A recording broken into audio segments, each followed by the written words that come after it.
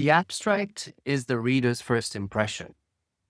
The argument is what you're really saying. The theory is why should everyone believe you? In this video, I'll show you how to craft abstracts to get you noticed, how to build arguments that hold, and how to create theories that explain the world, everything while avoiding jargon or specialized language that create confusion. After all this, we're also going to cover causal diagrams that are going to help you make sense of the moving concepts in your head, but also to explain that to the audience. Stick around and we'll explain all of these different topics. Today, I would like to talk about the abstract and the argument. So I'm going to go over what does it take to create an effective abstract? What are the different components of a good abstract? What is an argument and how is that different from a theoretical framework? And then I'm going to move on to how to build a theoretical framework and how to visualize causal logics using DAGs. Okay, so probably you already know by now, an abstract is essentially a short summary of what the article is about. It kind of gives the reader a preview of what they're actually going to read. It also showcases your unique contribution. So ultimately, an abstract allows the reader to decide whether they're going to read the full article or whether they won't. Okay, so it's also important to note that writing an abstract is an iterative process, meaning you're going to keep going back and rewrite it.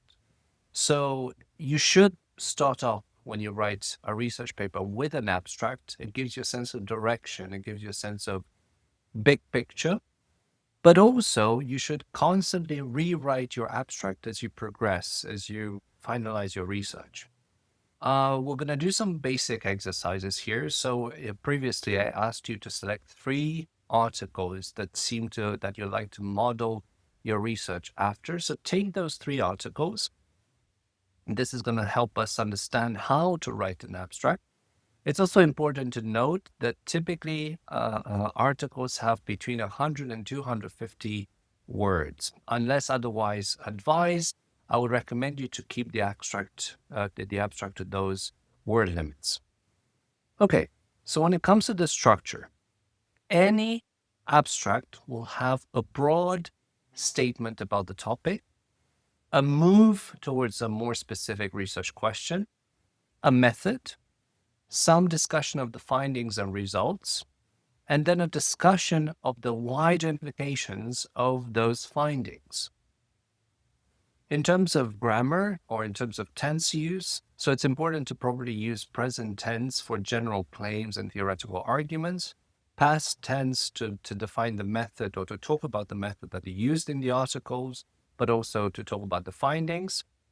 It's also important to use clear and concise language and to avoid jargon. Remember that an abstract is supposed to be the hook for the audience. It's supposed to allow the reader to want to read more. Okay, so now let us look at our preferred article or articles. In my case, this is one. So this is Murray from 2014. This is what Murray writes. Gender quotas traditionally focus on the underrepresentation of women. Conceiving of quotas in this way perpetuates the status of men as the norm and women as the other. Women are subject to heavy scrutiny of their qualifications and competence, whereas men's credentials go unchallenged.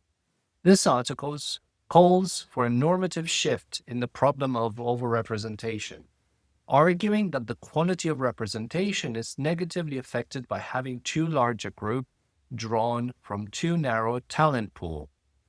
Curbing overrepresentation through seeding quotas for men offers 3 core benefits.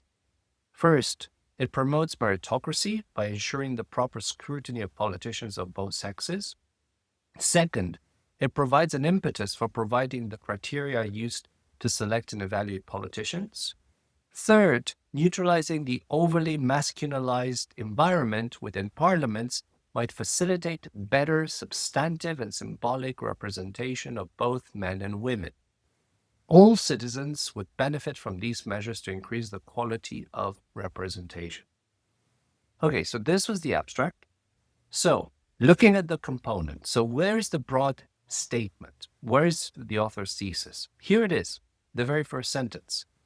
Gender quotas traditionally focus on the underrepresentation of women. Conceiving of quotas in this way perpetuates the status of men as the norm and women as the other. So, this is the opening statement that frames the broad critique of the author. This is traditional, this idea that gender quota reinforce gender hierarchies, or gender quotas help reinforce gender hierarchies. Then we notice that the author is moving from general to more specific. So this article calls for a normative shift in the problem of overrepresentation. So this really introduces the intervention that the author is making. So focusing on male overrepresentation rather than just female underrepresentation.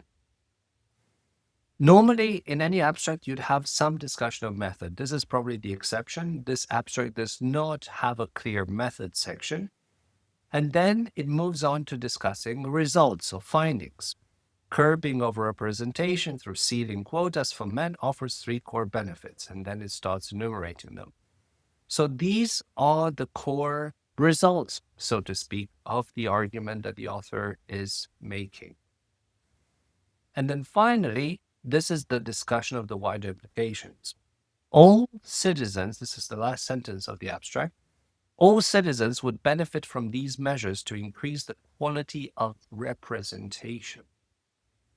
So this is clear generalization of the argument, right? That emphasizes an important takeaway. Democratic and societal benefits for everyone, not just women. So this is the final part of the abstract, emphasizing the wider implications of the findings. Okay, so I'll ask you now to pause the video and spend 10 minutes with the 3 articles and identify in the same way I did these 5 important elements. The broad statement, so the author's thesis, the move for them towards the more specific topic, the method, the finding, and discussion of the wide implications of the finding. So let's spend 10 minutes on this. Feel free to pause. And after you're done, feel free to keep playing the video.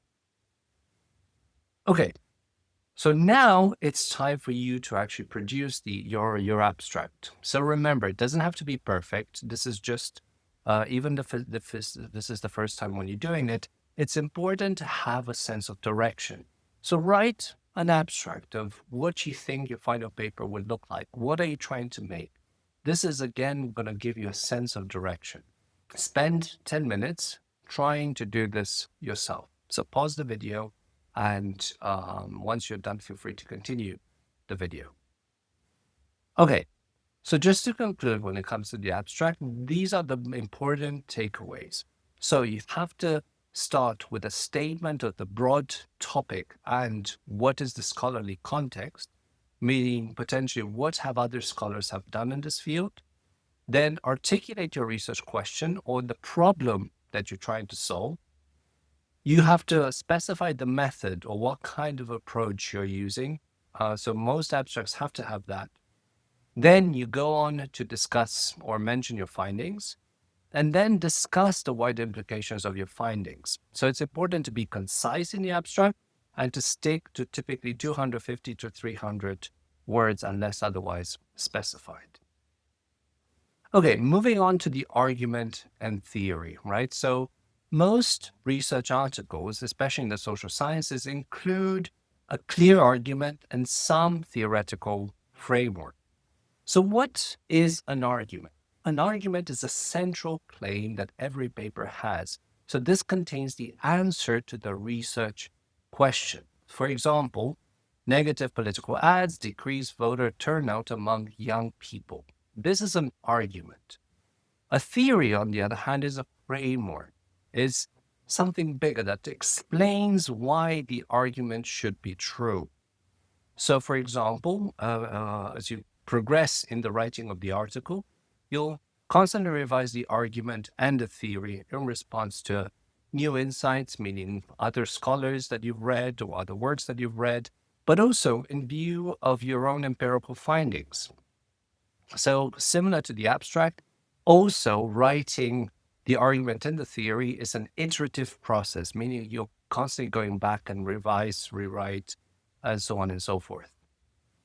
Okay, so an argument, again, is the core claim of your paper.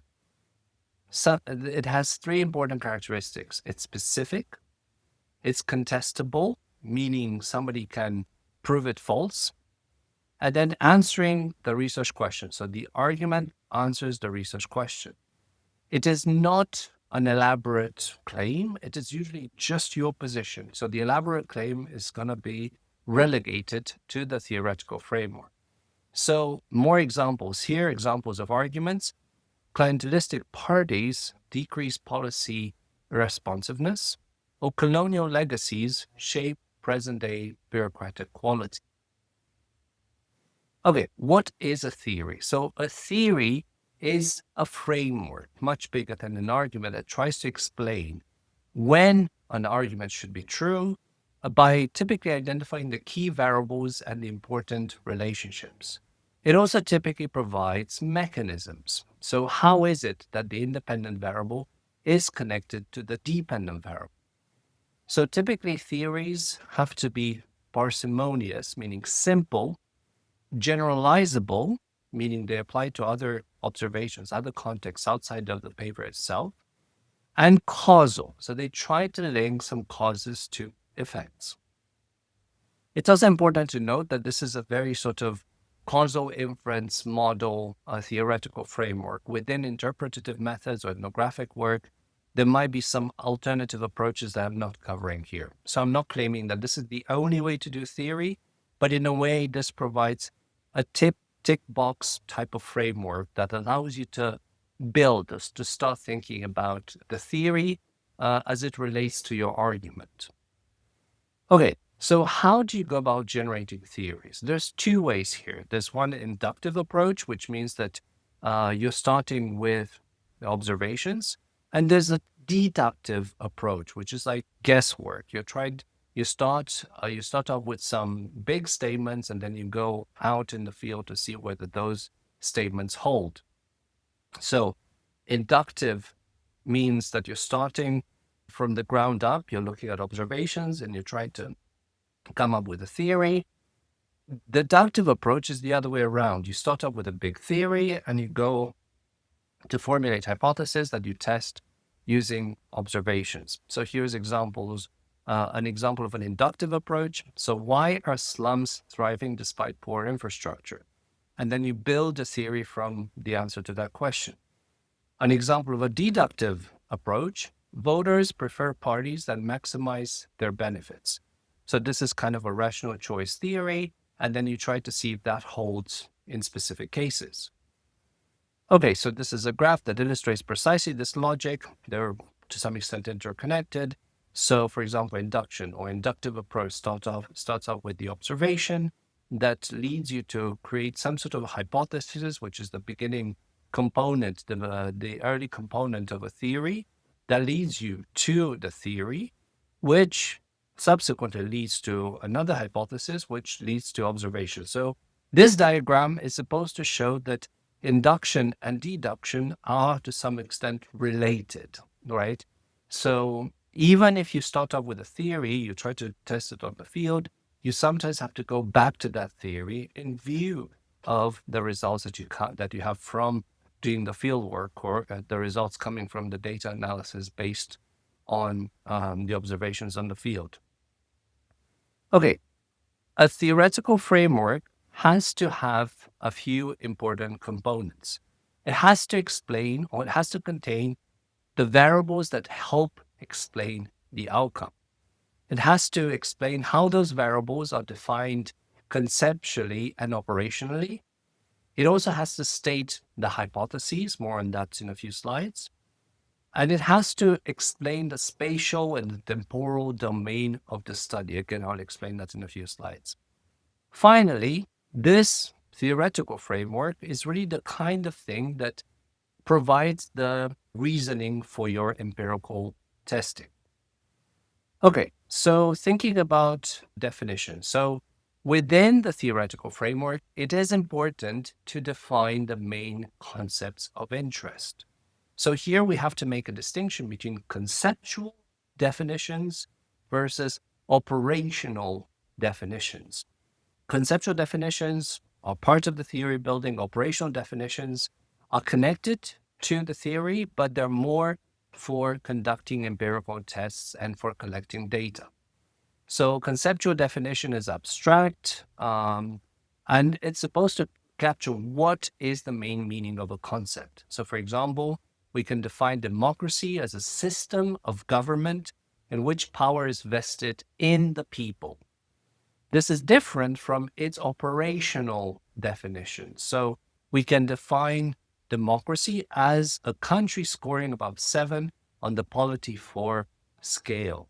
So do you see how the conceptual definition is different from the operational definition? So notice once again, democracy is a system of government versus democracy is defined as a country scoring above 7 on the polity 4 score. I hope this is very obvious now. Okay, it's also important to see the connection between the theoretical framework and previous literatures. So before you sort of start off building a theory, it's also important to see what other people have done. So what have other scholars said about this topic? Where do they disagree? Are the debates, are the different sides about the same question? And what does your paper add to this conversation, or how does it challenge already established views?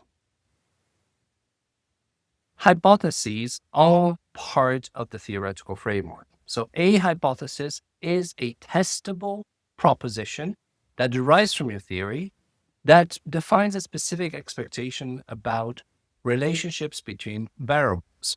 So sometimes these hypotheses can be exploratory. So this means that guide the investigation you're going to do.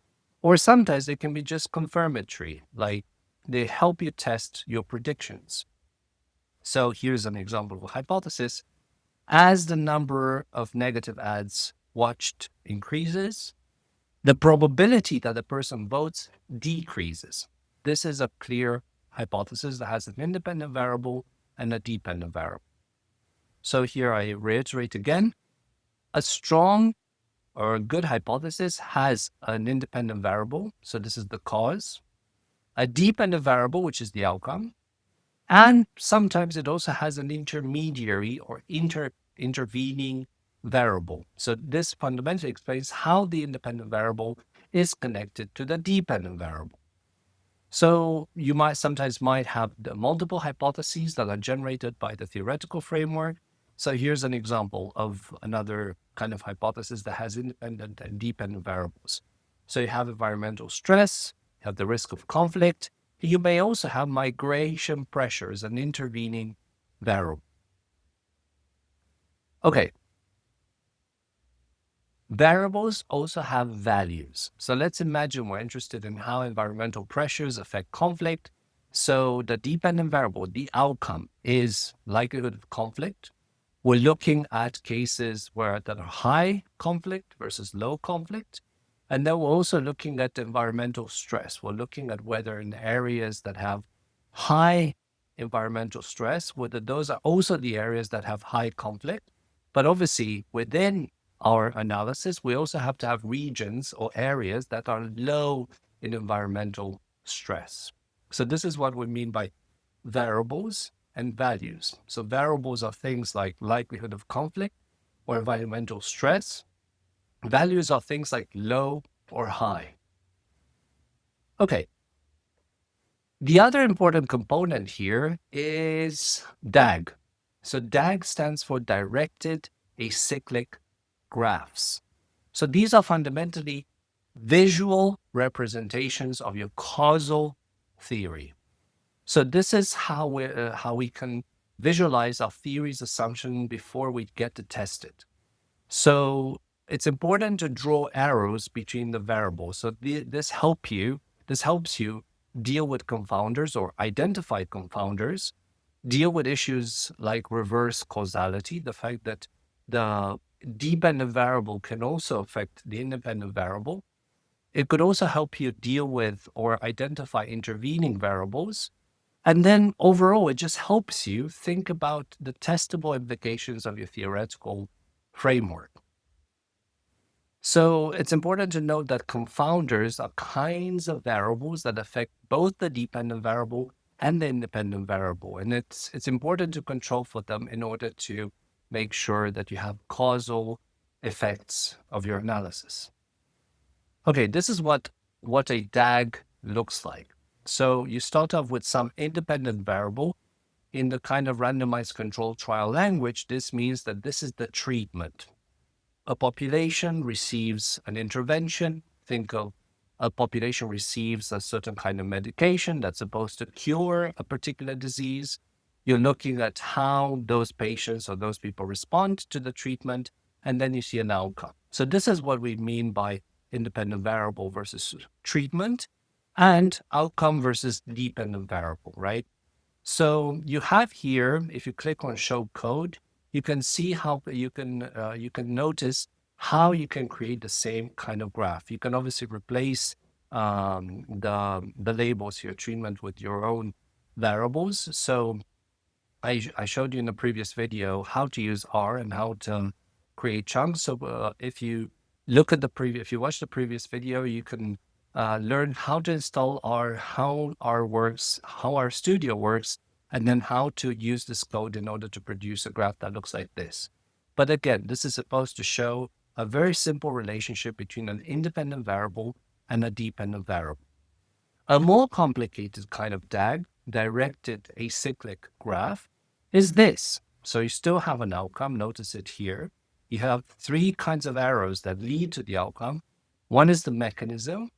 Another one is the confounder. Let's imagine it's something like age. Or you also have a confounder too here, that's income. And then you have the treatment, the main independent variable that's supposed to affect the outcome. So notice that this is a more complicated type of DAG that ideally you should think of before you run your analysis. So if you click on show code, you can figure out exactly how to produce this kind of diagram. Okay.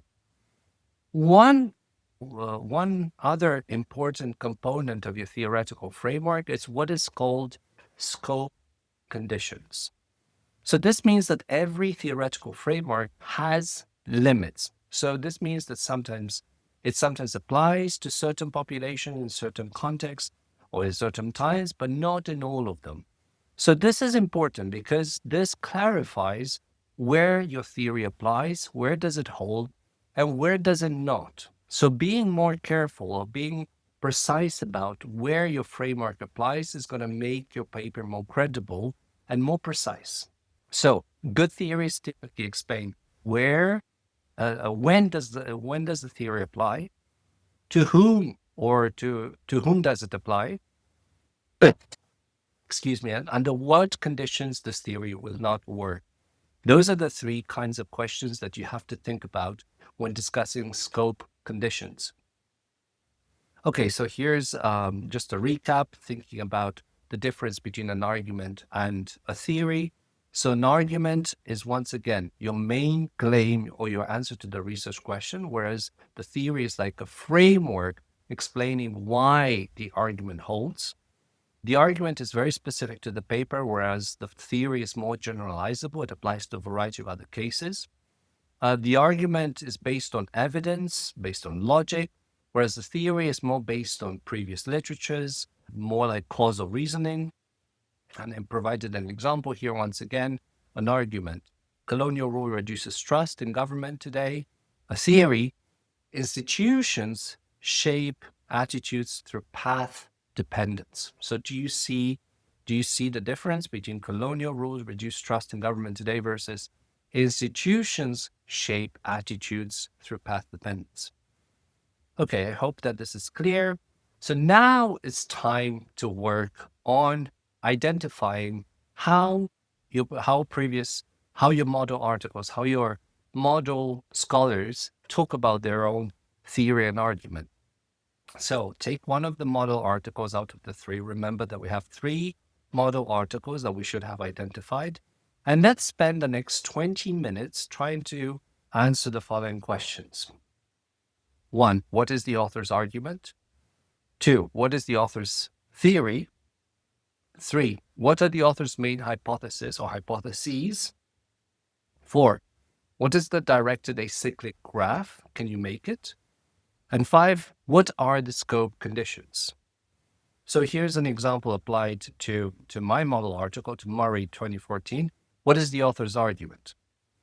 This is the argument. Quotas should be reframed as ceilings on men's representation in politics to improve the quality of democratic representation for everyone. So once again, this is an argument because this is specific to the paper.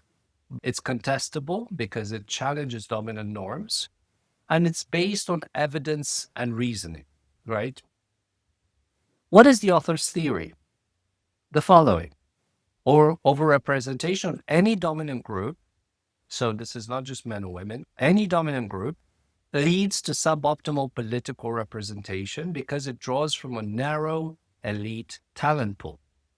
So do you see how overrepresentation of any dominant group is different from quotas should be framed as ceilings on men's representation? Hopefully this is clear. At least it's clear that the argument, at the very least, is much more abstract. Sorry, the theory is much more abstract than the theory. So this theoretical framework is generalizable. So it doesn't just apply to gender. It's based on previous literature. I mean, if you read my model article previously, you'll see that there's a few scholars who are being cited. And then it's causal, right? It does suggest that male overrepresentation leads to constrained competition, which leads to weaker representation. Okay, what are the author main hypotheses or hypotheses? I could identify 3. For example, as male overrepresentation increases, then you see a lowering of democratic representation. Introducing quotas increases the meritocratic nature of candidate selection. And then reducing male dominance in legislatures improves representation of both genders. Those are the 3 hypotheses that I was able to identify. Okay, can you create a DAG based on the author's argument? So this is the DAG that I was able to come up with based on the argument. So you have male overrepresentation that leads to a narrow talent pool. Male overrepresentation also leads to gendered selection criteria.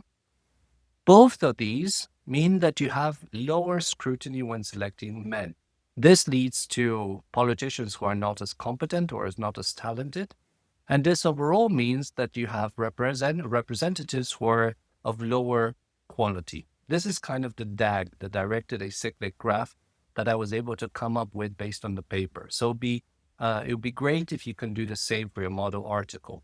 You can find the code how to produce this exactly here. If you click on show the code, you can produce exactly this type of graph. Of course, you can replace the labels with your own labels. Okay, finally, what are the scope conditions? Are there any? So the answer is yes. The article includes scope conditions, but they're not necessarily stated as such. So the findings typically apply to Western democracies, especially those that have party-based recruitment systems. This also, the argument also applies, or the theory applies to settings where men are overrepresented in legislatures, but it also assumes that political parties can modify recruitment practices in response to regulation.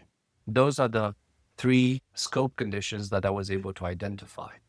Spend 20 minutes to answer those questions for your model article. And so pause this video and then you can continue after you're done. Okay. After that time spent on your identifying the argument and the theory for the model article, it's finally time for you to write your argument and your theory. So let's spend the next 20 minutes. Remember, it doesn't have to be perfect. This is just the first iteration, the first step. You have it. Try to write down your argument. Try to write down your main hypothesis or hypotheses. Explain what could be the potential mechanisms connecting the independent variable to the dependent variable. And then try to sketch a DAG. Try to explain how the independent variable is connected to the dependent variable. You don't necessarily have to start with creating the ultimate graph in R. You can simply just take a scrap of paper and draw a few bubbles, trying to explain how the different variables in your framework are related to each other. So here too, the theory, the argument, the main hypotheses are iterative processes. You'll constantly go back to them as you progress in your research. Okay, so we have covered quite some ground today. So just to conclude, a strong abstract is something that hooks the reader. It has to be clear, it has to be concise, and it has to be compelling. An argument answers your research question, it's specific, it's contestable, and is the central piece of your paper. A theory or theoretical framework is why your argument holds. It identifies mechanisms, it builds on the existing literature, and it guides how hypotheses are being developed. DAGs, or directed acyclic graphs, are schemes that define visually how the main variables in your framework are connected to each other. Finally, it's important to have scope conditions that kind of save you from potential criticisms. So identifying scope conditions suggests that there are limits to your theory, suggests that sometimes your theory may not apply. And anticipating where it won't apply is going to save you, or is going to constitute a shield against criticism. Okay. Final thoughts. Remember, the abstract hooks the reader. The argument gives them a reason to stay. I hope you enjoyed this video. Next time we'll cover other components of the research paper. Hopefully you'll find them helpful.